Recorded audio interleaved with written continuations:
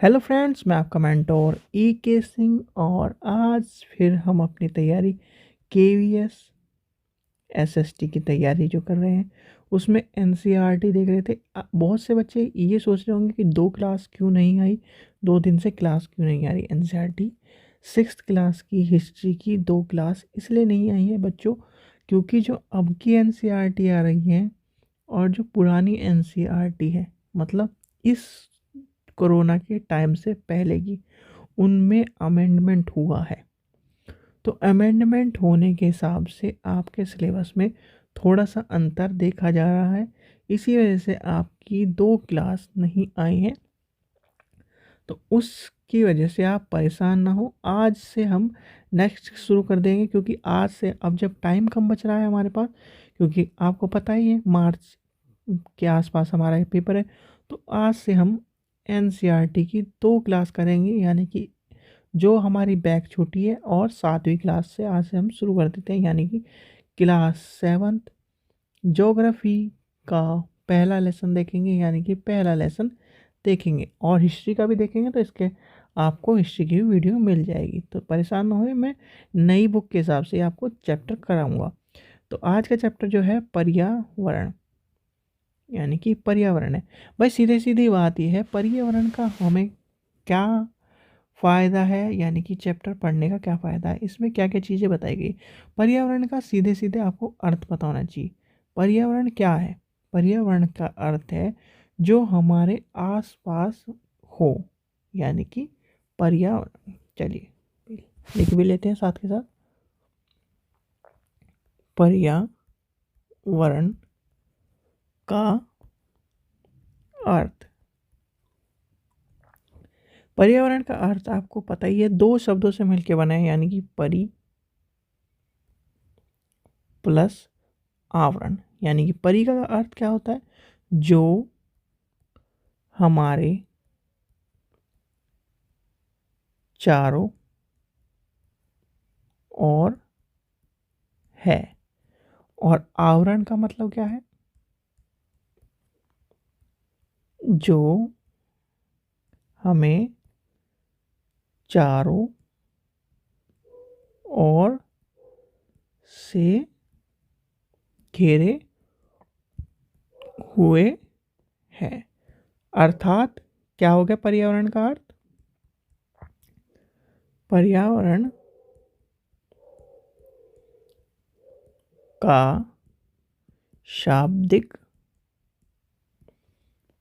अर्थ क्या हुआ? चारों ओर से घेरे हुए। तो ये आपको समझ में आ गया। ये आपसे क्वेश्चन पूछा जा सकता है, इसलिए मैंने आपको दोनों का अर्थ अलग, परि का अलग, आवरण का अलग, तो ये आपको पता होना चाहिए पर्यावरण का अर्थ क्या है। फिर आता है पर्यावरण के घटक, यानी कि पर्यावरण बहुत ही सिंपल सा चैप्टर है भाई। छोटे बच्चों के हिसाब से नहीं पढ़ना हमें, हमें तो बड़े बच्चों के हिसाब से पढ़ना है। पर्यावरण के घटक क्या है? पर्यावरण के घटक, तो आपको पता ही पर्यावरण के घटक प्राकृतिक, मानव निर्मित और मानव, 3 आ जाएंगे इसमें। प्राकृतिक, मानव निर्मित, जो मानव ने बनाए हैं, और तीसरा आ जाएगा मानव। ठीक है। प्राकृतिक में कौन कौन से आ जाएंगे? वायु, जल, स्थल आदि। ठीक है, जो प्रकृति की देन है। मानव निर्मित में क्या आ जाएंगे? पर्यावरण के घटक जो मानव निर्मित है, इमारतें, पार्क, पुल, सड़क, स्थल, उद्योग। फिर मानव के द्वारा क्या बनाया गया? घटक कौन से? एक व्यक्ति है, परिवार है, समुदाय है, धर्म है, शिक्षा, ये सारी आ जाएंगी। तो यानी कि इसमें क्या आएगा? इमारतें, पार्क आदि। यहाँ पे आ जाएगा परिवार, व्यक्ति, धर्म आदि। अब ये सोच रहे होंगे बच्चे ये कैसे आ जाएगा। भाई सुनो, पर्यावरण का अभिअर्थ पड़ा जो चारों ओर हमें है, और प्रकृति में क्या है, वायु है, जल है, स्थल है, ये सब है। फिर मानव निर्मित कौन कौन सी पर्यावरण के घटक हैं जो हमें चारों तरफ से घेरे हुए हैं। भाई स्थल है, उद्योग है, ये सब चीज़ें। तो ये सब चीज़ें आएंगी हमारे पर्यावरण के घटक में। फिर आता है जीव्य और अजीव्य। और ये किसका पार्ट है, प्राकृतिक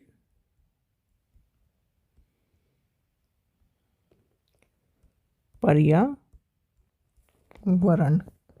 का। तो जीव्य अजीव्य कौन से होते हैं। जीव्य मतलब सजीव प्राणी का संसार, और निर्जीव प्राणी का पदार्थ, यानी कि ये हो जाएंगे निर्जीव। चलिए इसे लिख ही देते हैं। जीव वे मतलब सजीव प्राणियों का संसार। अजीवी ये मतलब निर्जीवीय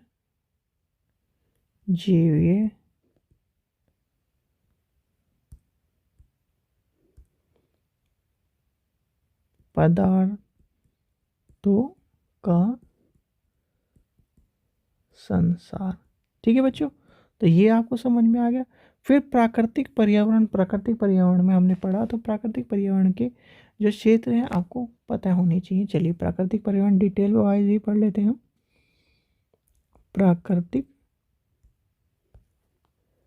पर्यावरण, प्राकृतिक पर्यावरण क्या कहता है, भूमि, जल, वायु, पेड़ पौधे सभी आ जाएंगे, यानी कि स्थल मंडल, आपका जल मंडल, वायुमंडल, ये सब आ जाएंगे प्राकृतिक। पहाड़, पठार, ये सब आपके प्राकृतिक पर्यावरण में आ जाते हैं।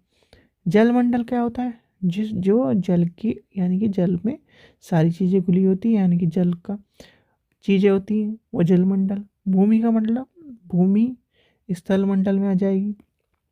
फिर आपका वायुमंडल, वायुमंडल में जहाँ सारी ऊपरी परत होती है। ठीक है, चलिए अब आगे चलते हैं। पारिस्थितिकी तंत्र, एक आपसे पूछा जा सकता है कि पारिस्थितिकी तंत्र क्या होता है। चलिए पारिस्थितिकी तंत्र को भी देख लेते हैं, फिर हम मानव पर्यावरण पे चलेंगे। पा परितंत्र, पहले परितंत्र देखते हैं, फिर आते हैं परिस्थिति तंत्र। भाई परितंत्र क्या होता है, वह तंत्र जिसमें समस्त जीवधारी आपस में एक साथ पर्यावरण के उन भौतिक रसायन कारकों के साथ परस्पर क्रिया करते हैं जिसमें वे निवास करते हैं। वह सभी ऊर्जा और पदार्थ का स्थानांतरण संबंध होता है। तो क्या है, परितंत्र का मतलब क्या है, वह तंत्र जिसमें समस्त जीवधारी आपस में एक दूसरे के साथ तथा पर्यावरण के उन भौतिक एवं रासायनिक कारकों के साथ परस्पर क्रिया करते हैं। ये सब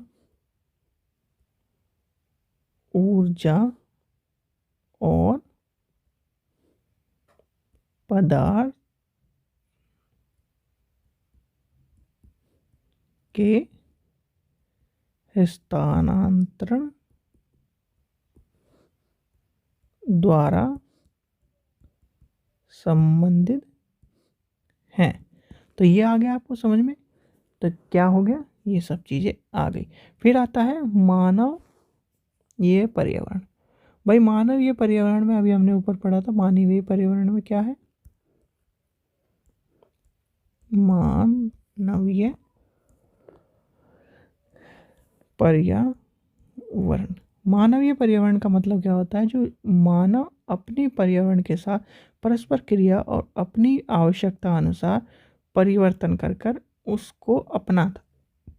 जैसे आपने क्या पढ़ा था ऊपर, उसने अपने स्थल बना ली, घर बना लिए, पुल बना लिए। ये सब चीज़ें मानव के लिए आवश्यक थी, तो मानव ने अपना पर्यावरण खुद डेवलप किया, यानी कि परिवर्तन करने के लिए चीज़ें आती हैं। तो इसमें क्या आएगा, मानव अपने पर्यावरण के साथ पारस्परिक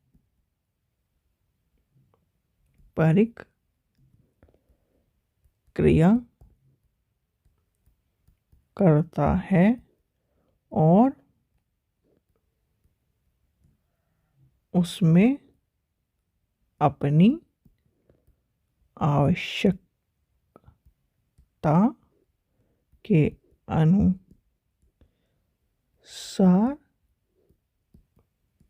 परिवर्तन करता है। मतलब ये देखिए, स्थल मंडल है, स्थल मंडल में अपनी आवश्यकता को, उसकी आवश्यकता थी सड़क बनाने की, तो उसने सड़क बना ली और उसको यूज़ करने लगा। तो ये सब चीज़ें आएगी। वस्तु विनिमय पद्धति, एक आता है वस्तु विनिमय पद्धति, ये आपसे पूछा जा सकता है। तो वस्तु विनिमय पद्धति तो सबको ही पता होगा, खासकर एसएसटी में तो ये सब कॉमन है। तो वस्तु विनिमय पद्धति, भाई वस्तु विनिमय पद्धति क्या होती है, वस्तु विनिमय पद्धति ये होती है कि एक चीज़ के बदले, मान लीजिए आपके पास कुल्हाड़ियाँ हैं, ठीक है, और किसी को कुल्हाड़ी की ज़रूरत है और उसके पास है धन, आपको धन चाहिए, धन बोल रहा हूँ, आपको गेहूँ चाहिए, तो गेहूँ के बदले आप लोगे कुल्हाड़ी और उसे दे दोगे अपनी कुल्हाड़ी, मतलब उससे धान ले लोगे या फिर गेहूँ ले लोगे, जो भी लोगे, तो उससे ये सामान ले लोगे और अपने सामान उसे दे दोगे, तो उसे कहते हैं वस्तु विनिमय प्रक्रिया। तो यही था इस चैप्टर में, आपका छोटा सा चैप्टर था, इसमें आपको यही सब चीज़ें पढ़नी थी। हमें बच्चों के हिसाब से नहीं पढ़नी, हमें तो बस अपने एग्ज़ाम पॉइंट ऑफ व्यू से जो जो चीज़ें इंपॉर्टेंट है वो पढ़नी थी। ठीक है बच्चों, आशा करता हूँ आपको वीडियो पसंद आई होगी। वीडियो पसंद आई तो लाइक करें, चैनल को सब्सक्राइब करें और वीडियो को ज़्यादा से ज़्यादा शेयर करें। Thank you.